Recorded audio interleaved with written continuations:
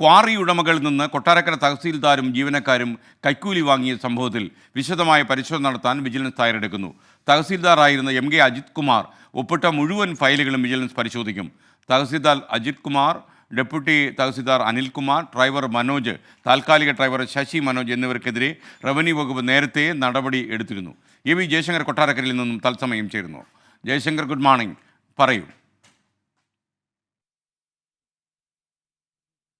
Good morning SK. എന്തായാലും ഈ കൊട്ടാരക്കര തഹസിൽദാർ ഇത്തരത്തിൽ കോറി ഉടമകളിൽ നിന്ന് കൈക്കൂലി വാങ്ങിയ സംഭവത്തിൽ വളരെ ഗൗരവകരമായ അന്വേഷണം വേണമെന്നാണ് നിലവിൽ വിജിലൻസിൻ്റെ തീരുമാനം. ഇതിൻ്റെ അടിസ്ഥാനത്തിൽ കഴിഞ്ഞ ദിവസം ഈ റവന്യൂ ഓഫീസിലെത്തി തഹസിൽദാരുടെ മുറിയിൽ നിന്നുൾപ്പെടെ ഇദ്ദേഹം ഒപ്പിട്ട പല ഫയലുകളും വിജിലൻസ് സംഘം പിടിച്ചെടുത്തിരുന്നു. ഈ തെരഞ്ഞെടുപ്പിൻ്റെ ഭാഗമായ ട്രാൻസ്ഫറുമായി ബന്ധപ്പെട്ടാണ് ഇദ്ദേഹം ഈ കൊട്ടാരക്കരയിലേക്ക് എത്തുന്നത്. ഇതിന് പിന്നാലെയാണ് ഇദ്ദേഹം ഇത്തരത്തിൽ ഈ കോറി മാഫിയയിൽ നിന്ന് പണം വാങ്ങുന്നു, ഇടപാടുകൾ നടത്തുന്നു എന്നുള്ള പരാതി വകുപ്പിന് ലഭിക്കുന്നത്. പിന്നാലെ നേരിട്ട് ഇത്തരത്തിൽ പണം നൽകാനെന്ന വ്യാജേന, കോറി സംഘമാണെന്ന വ്യാജേന ഇത്തരത്തിൽ ബന്ധപ്പെട്ട ഉദ്യോഗസ്ഥർ തന്നെ ഇദ്ദേഹത്തെ സമീപിക്കുകയും ഇത്തരത്തിൽ ഒരു ഇടപാട് നടത്തുന്നതായി സ്ഥിരീകരിച്ചു. പിന്നാലെയാണ് റവന്യൂ മന്ത്രി തന്നെ ഇടപെട്ട് റവന്യൂ പ്രിൻസിപ്പൽ സെക്രട്ടറി, ഈ തഹസിൽദാർ, ഡെപ്യൂട്ടി തഹസിൽദാർ ഉൾപ്പെടെയുള്ള ആളുകളെ സസ്പെൻഡ് ചെയ്യുന്നത്. പിന്നാലെയാണ് വിജിലൻസ് അന്വേഷണം വ്യാപിപ്പിക്കുന്നത്. എന്തായാലും ഈ രേഖകൾ ഉൾപ്പെടെ പരിശോധനയ്ക്ക് ശേഷം കൂടുതൽ ആളുകളിൽ നിന്ന് ഇത്തരത്തിൽ സമാനമായ രീതിയിൽ പണം വാങ്ങിയിട്ടുണ്ടോ, ഇയാൾ മുമ്പ് ജോലി ചെയ്യുന്ന സ്ഥലത്തും സമാനമായ ഇടപാടുകൾ നടത്തിയിട്ടുണ്ടോ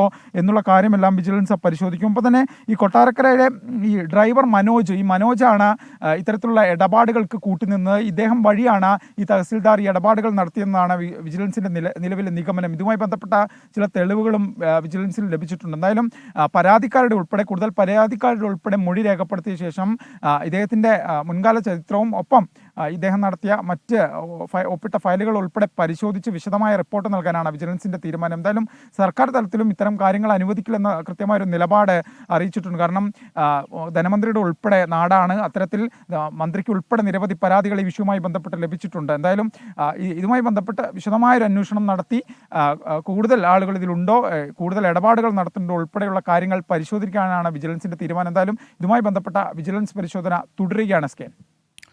ഓക്കെ, താങ്ക് യു. AV ജയശങ്കറാണ് കൊട്ടാരക്കര ബ്യൂറോയിൽ നിന്നും നമുക്കൊപ്പം ചേർന്നത്.